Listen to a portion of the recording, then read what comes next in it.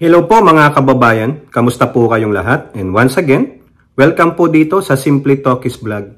Tayo po ay magbibigay ng maiksing komento, opinyon at reaksyon sa mga mainit na balitang politika sa ating bansa. And shout out po sa lahat ng ating channel subscribers, followers, nagla-like at nagsishare ng ating mga videos.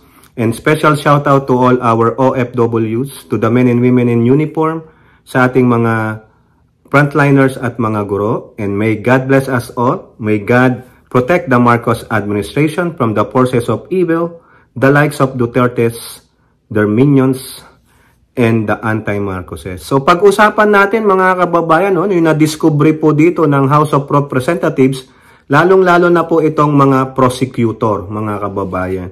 Dito po sa sinabi ni sino ba to? Si Paulo Ortega, mga kababayan.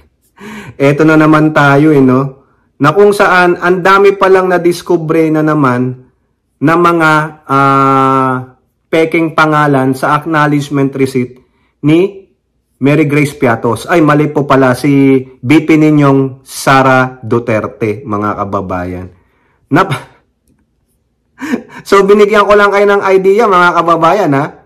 Diba, yung Mary Grace Piatos, ganyan, si Kokoy Villamin, at yung iba pa. Now, mga kababayan, may na-discover na naman, mga kababayan, ang dami, no? Nakakahiya po ito, mga kababayan. Meron palang 5 dudong, ha? Saka, ano ba yung isa? May dalawa, di bali 7 po, 7. Ha? 3 yung pangalan, di bali 5 lahat yon plus 2, 7. Ha? Ano ba yung dalawa? Nakalimutan ko. Mangga saka yung isa eh. Ano ba yung isa? Teka lang mga kabatahan. Titingnan lang natin, no? 5 dudong, 1 mangga at may isa pa. Pero anyway, ganun din po. Parang tulad ni Mary Grace Piatos. Talaga na matatawa ka na lang o maaasar ka mga kababayan kung ano-ano itong pinaggagawa ni Sara Duterte. Talagang habang siya ay abala doon sa pag-aasikaso niya sa kanyang tatay doon sa ICC, mga kababayan, ito namang HOR prosecutors para sa kanyang impeachment case ay nangangalap po ng ebidensya. Talagang seryoso sila doon sa hamon ni malditang Senate President na si Chis Escudero na imbis na kumuda-kuda kayo dyan, no, mangalap kayo ng ebidensya para pagdating ng trial, hindi na lang mabibinbin dahil kayo pa ay nangangalap ng ebidensya. So, I believe, yung prosecutors na galing sa House of Representatives, the like of Jinky Luistro, sila Bungalon, sila Raj Gutierrez ay nangangalap ng mga ebidensya. At ito nga po, napatunayan mga kababayan, ang tawag nga nila ay listahan ng Budol Gang. Panibagong gang na naman ito ni Sara Pusit Duterte. The Budol Gang, headed by the incumbent Vice President, Sara Pusit Duterte. Biruin nyo, 5 dudong, 1 J Kamote, at Miggy Mengo. Pati ba naman kamote? Yung kamoteng musical fruit? Bakit po naging musical fruit ang kamote, Sara Duterte? Siguro, habang nag-iisip siya ng pangalan, napautot siya. Put! Ay, kumain ako ng kamote. Eat kamote, the musical fruit. The more you utot, the more you eat. The more you eat, the more you utot. Eat kamote, the musical fruit. Tapos ito namang isa, siguro, meron silang mangga, sinasawsaw sa bagong alamang, ayun, Miggy Mengo. 5 dudong mga kababayan, visit naman ito. Grabe 5 dudong. Sino ba tong mga dudong na to? Sabi ni sabi ni Paulo Ortega. Ito, bilib ako dito kay Paulo Ortega Isa ring maldito to no? Dudong Alcala, Dudong Bina, Dudong Bunal, Dudong Darong, at Dudong Esbarok. Ay, nakakaloka mga kababayan. Paano patutunayan to ni Sara Duterte? Granting, ha? Sabi mo, confidential. So, siyempre, kung totoong tao ang mga ito at gusto mong protektahan ang kanilang identity sa retaliation, manganganib ang buhay nila, siyempre gagawa ka ng pseudonym nila, alias nila. Palabasin mo yan. Sino yung mga dudong-dudongs na yan? Baka mamaya ang susunod dyan si Duday. Duday makiling, Duday malaki, Duday maliit, Duday bansot, Duday matangkad, Duday pangit, Duday maganda. Kung may dudong, may duday. Di ba mga kababayan? Tarantado talaga, oh. Anong sabi ni Ortega? Una, may chichirya at cellphone. Ngayon, may prutas at kamote na. May prutas at vegetable. Vegetable ba ang kamote? Ha? At higit sa lahat, mukhang dudunggang na ito. Sara Duterte, leader ng dudunggang. Hayop mga kababayan, hindi lang isa, hindi lang tatlo, 5 dudong ang nasa listahan. Baka naman, let's bolt dudong! Di ba mga kababayan? Dudong, dudong, dudong! Tawang-tawa ako mga kababayan habang binabasa ko tong mga to. Nako, sabi ko, ano ba naman ito? Oh, lumalala mga kababayan, lumalala. Ha? Lumalala po mga kababayan ang ang kaso, yung case ni Sara Duterte. Lumalala po, ha? Kaya mga animal ang dudong, dudong, dudong. Ay, patay, yari tayo. O now, itong si Bato, mga kababayan, ito maganda. Labas muna tayo kay Dudunggang, ha? Yung leader ng Dudunggang. Labas dito tayo. Pasok tayo dito kay Bato.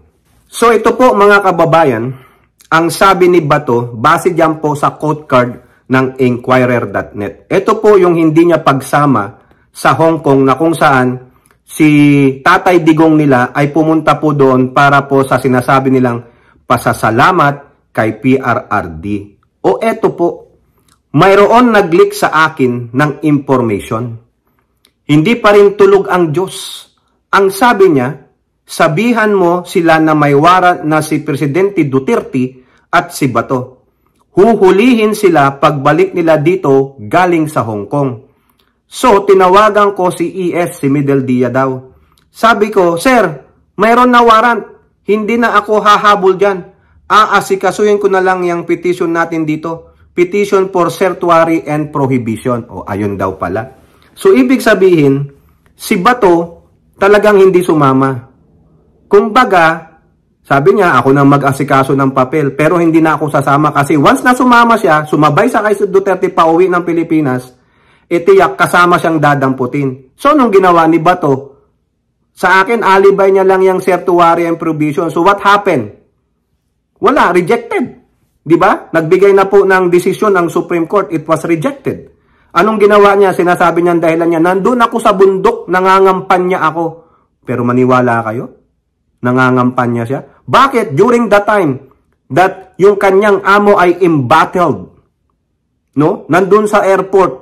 Ang tagal sa airport, bago dinala sa Villamor Air Base. Bakit hindi siya gumawa ng paraan para siya po ay makatulong? Bakit hindi siya sumama kay Bongo? Bakit hindi niya sinamahan si Vic Rodriguez at si Silvestre Bello?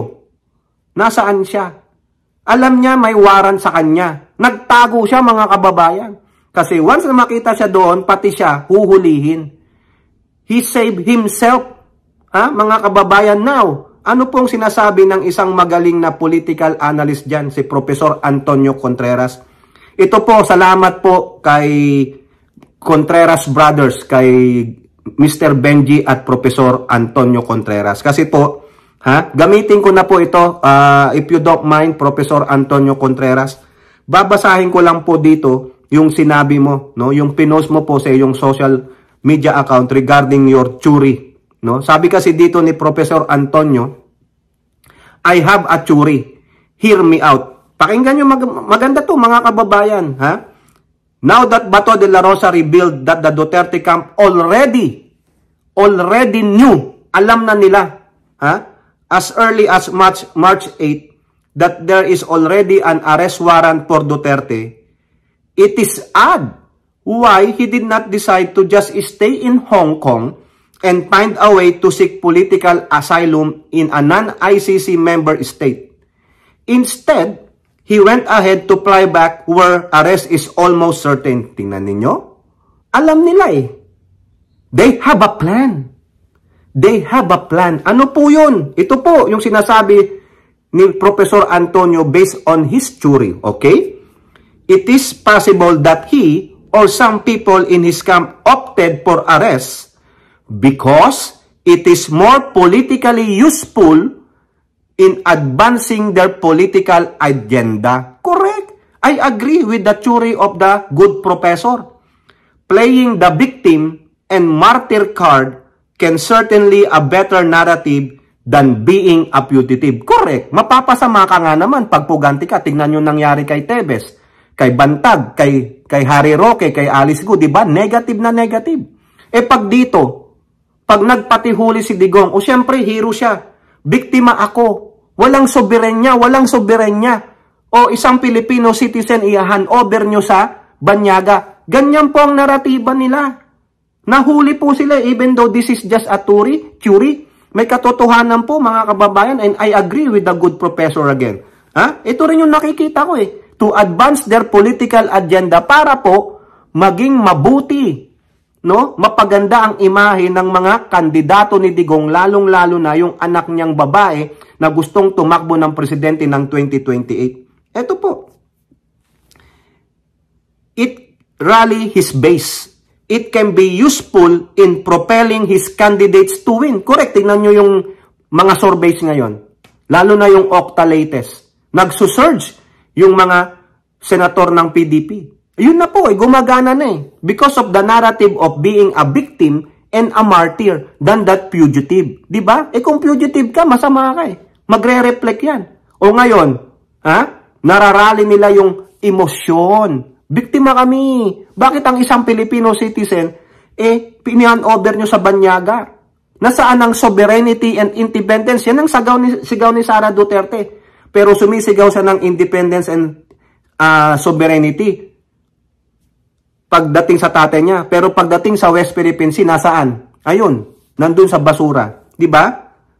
It can even make Sara Duterte win in 2028. He said it himself. Correct. Diba? Sinabi po yan ni Digong. Mananalo ang anak ko, magiging presidente yan sa 2028. At what cost? Sa kanya. Isa-sacrifice niya yung sarili niya. Parang sa larong chess. Di ba sabi nyo, chess master si Digong? He sacrificed himself to protect the queen. Yun po yun. Now, Digong becomes a sacrificial pawn because alam niya matanda na siya. Yun na lang ang tanging card nila.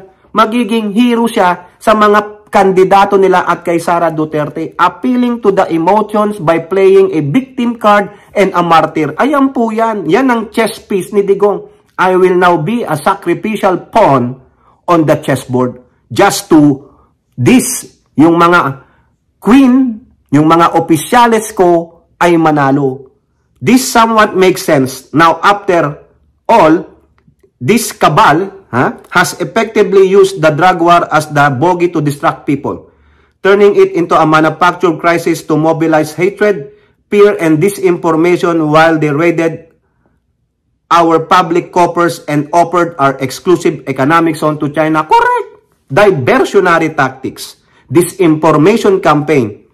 While his image of frailness in the video, the allegation of being abducted, the hysterics of some family members in Villamor, all painting the image of a victim. Correct. Lahat po nung drama nila, playing a victim card, playing a martyr card, playing hero. Planado mga kababayan, planadong. Bakit hindi na lang siya nag-stay sa Hong Kong kung talagang ayaw niyang magpahuli sa ICC? Diba? Hong Kong is already part of China. Non-ICC member, malabo yan dahil kakampi ni Digong ang China na i-turn over siya sa Interpol. Tapos ang sabi ng China, mag-ingat ka ICC. It's all well planned. It is all well orchestrated, organized by a syndicated mafia. Ayan. But if this were true, then let the gullible, yung masyadong mapagniwalang mga DDS be played, but not us. Kaya wag kayong paluloko sa laro ni Duterte. Sinakripiso niya ang sarili niya for the sake of his candidates and his daughter, Sara Duterte, to win in 2028 by appealing a victim card, by playing to be a martyr and to be a hero. Diba? Kung titignan nyo yung pronouncement niya, tamang-tama po, mga kababayan. I agree lahat dito sa sinulat ni Professor Antonio Contreras. So, salamat po, no, sa mga Contreras brothers. Salamat po.